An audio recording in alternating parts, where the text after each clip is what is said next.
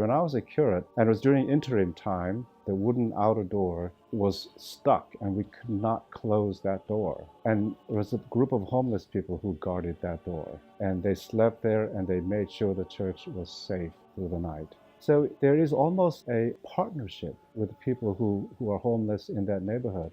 They recognize St. Mary's as a place of hospitality, place of ministry, place where they can get rest and they can be helped. The fellowship hall is awesome, and the location is as good as it gets. And St. Mary's uses it. And those doors being open, gigantic blessing to the entire community and to the Episcopal Church, and a wonderful model of how things really ought to be done.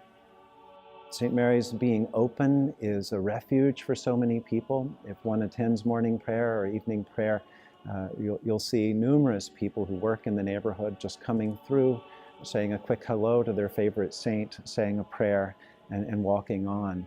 It's an important touchstone for people. It's an anchor for people. St. Mary's is important to the life of the larger church because of its history of excellent worship and its strategic location in Times Square. You know, St. Mary's is a famous, wonderful church. It has a history that is rich with beautiful liturgical worship and is known for that.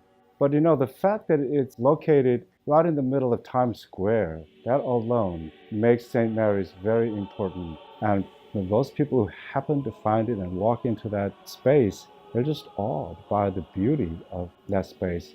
And what it does is that it provides an incredible space of oasis, solace, and opportunity for prayer, and for people just to come in and simply have a moment of silence. It is holy because people pray in it, people make it holy, and their lives are transformed by that space.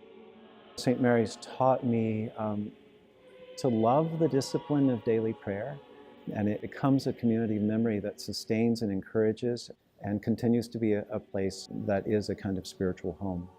At St. Mary's, you walk in and you are part of the body of Christ that is worshiping right there that day. I learned to pray as a priest in that church. Every day, morning prayer and evening prayer with other colleagues, our clergy colleagues, and other lay members. And that's where I learned, I was formed by the common prayer in that church. And so for that, I will be forever grateful.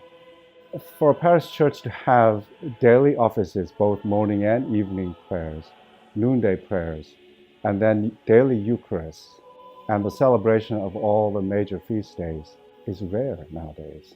So many of the holy days, St. Mary's keeps, and they keep it on the day that Christians have celebrated or worshipped for thousands of years. St. Mary's stands uniquely among very few parishes that are still continuing that tradition. And that, I think, is a very important witness. It says to the outside community and to the larger church the importance of worship, the centrality of worship as what we do as a church, and the importance of prayer as a discipline that grounds our faith. There's no other church like St. Mary's, and I've seen quite a few, both here and England. There's something about that church and that space that is so special, so unique. I'm Stephen Girth, the rector of St. Mary's, a church that has touched countless lives.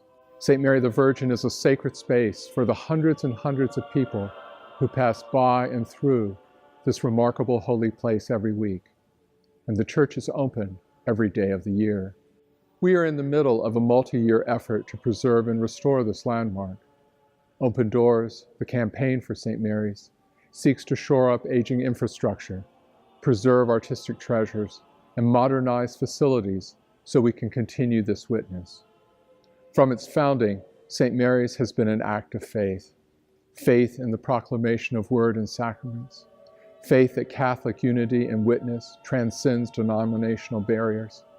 And faith that being here in Times Square is where we believe Christ wants the Episcopal Church to be.